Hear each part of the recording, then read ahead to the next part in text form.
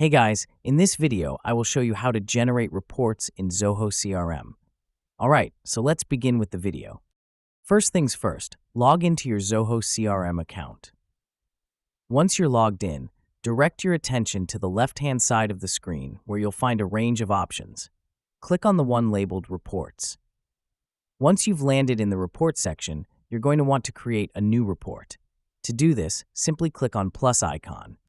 Now this is where things start to get a bit more interesting. You'll see a drop-down menu asking you to choose a primary module. Go through and select the module that best suits the kind of report you want to generate.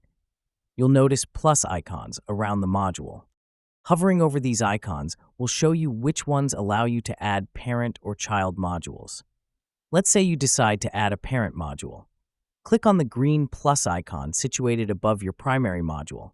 Alternatively, if a child module suits your needs better, click the blue plus icon located below.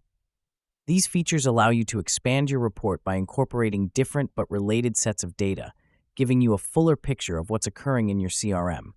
Now, in the case that you add a child module, you'll be prompted to choose its relationship type. You have two options, inclusive or exclusive.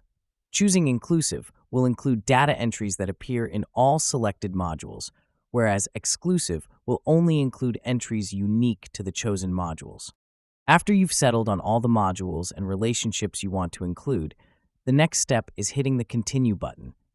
From here, Zoho CRM works its magic to pull together all the data you've meticulously chosen. And that's it. So that is how you can generate reports in Zoho CRM. So that's all for this video. Thanks.